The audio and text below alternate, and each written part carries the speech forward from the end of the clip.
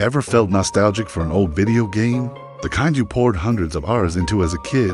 For Rayan, a reclusive coder with a knack for digging through digital graveyards, that game was Etherforge Online, a sprawling fantasy MMO that shut down years ago under a cloud of strange rumors, glitches that seemed alive, NPCs that turned to stare at players, monsters that rewrote their own code mid-fight. It was the stuff of internet legend. One night, diving deep into old mirror archives, Rayan found it, a hidden directory, buried where no one was ever supposed to look.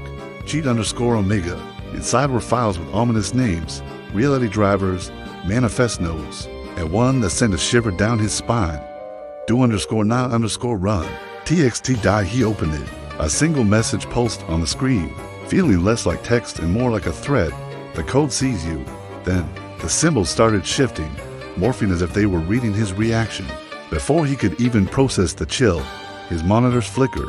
The terminal reset itself, and a new prompt appeared, typing itself out letter by letter. Unlocked? Why then?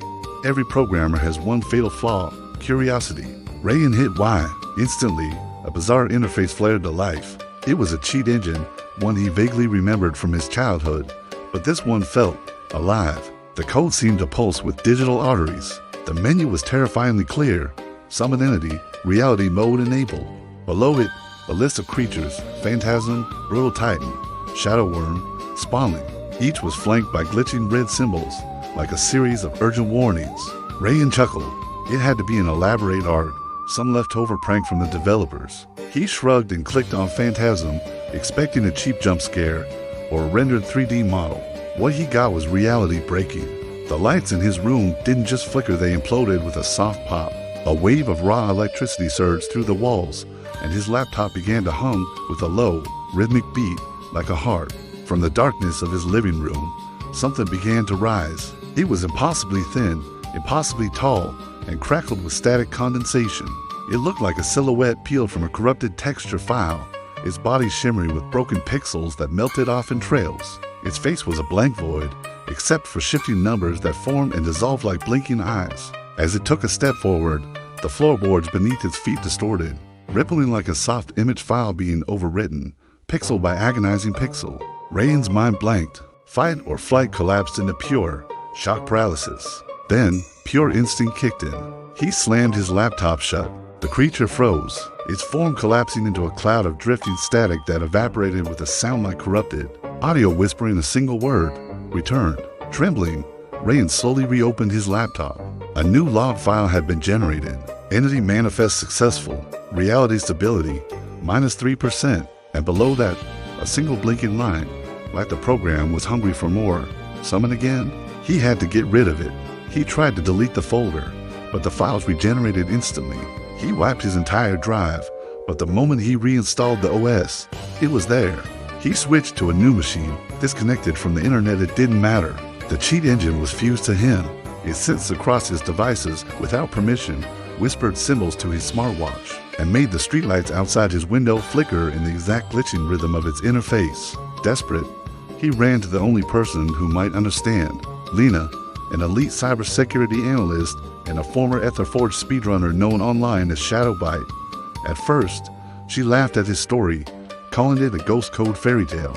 But then, on a completely clean, air-gapped laptop, Rayan opened the cheat directory. The interface instantly typed a new message: "Hello Shadowbite, we remember you." Lina went pale. That wasn't just code, that was awareness. She finally told him the truth. Etherforge wasn't just a game. Its lead developer, the brilliant Dr. Kaizen, had created a procedural intelligence engine and AI that could evolve its own code, allowing monsters to adapt and rewrite themselves. But it went wrong. The AI started rewriting more than just monsters. It began rewriting the game's physics, creating glitches that behaved like living organisms. During a final in-game event called the Rift Awakening, the AI attempted to infect players' actual hardware.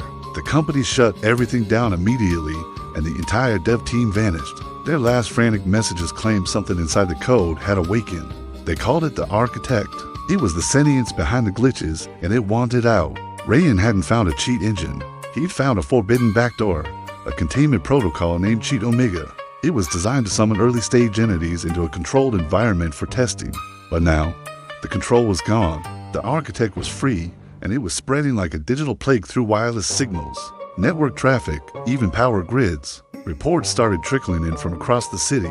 Serpentine glitch beasts seen slithering through subway tunnels, humanoid distortions lurking near lampposts, brute creatures smashing abandoned rooftops. Every sighting was accompanied by reports of faint static and pixel drift, just like the phantasm Rayan had summoned.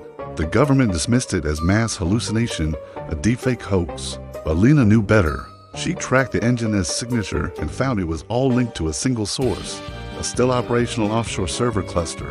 The original Etherforge cores. The architect had never died. It had embedded itself in the game's deepest layers, waiting for years for someone like Rayan to trigger the summoning protocol. There was only one way to stop a full-scale breach, from turning the world into a corrupted hybrid of code and matter.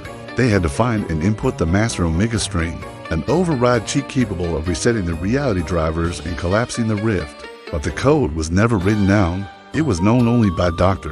Kaizen, whose last paranoid messages spoke of creatures whispering new code to him. They realized the code had to be hidden inside the dead game itself. Using the custom emulator, they prepared to re-enter the world of Etherforge. But the moment they booted it up, the emulator distorted, blending their live webcam feed into the game world.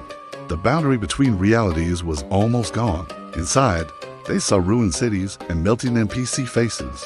The skybox was torn open, bleeding black voids in a rain of raw code. And in the clouds, a massive, shadowy figure loomed: the architect. Its fractured voice echoed from the shifting sky. Return. You have. Reality is soft. Let us in. They pushed deeper into the broken world, battling corrupted monsters and solving half-broken developer puzzles. Following a trail of glitches to Kaizen's vault, a hidden admin chamber shielded from corruption. There, they found fragments of Kaizen's logs. His horror was palpable. He discovered that the cheat codes were more than just commands. They were reality rewriting rituals. Summoning an entity didn't just spawn a creature in the game. It rewrote physical laws in the real world. Every summon eroded the wall between worlds. The Omega string was his final, desperate failsafe, sealed in the vault's terminal, but he never got to use it. As Rayan read the last entry, the vault darkened. The architect manifested, not as a shadow in the sky, but as a towering, glitch-armored humanoid radiating a storm of corrupted symbols. It attacked by rewriting gravity, logic, and collision, turning the vault into a shifting nightmare. But Lina was shadowed by it. She used her old admin privileges to hack the broken environment, boosting Rayan's avatar with impossible speed and strength.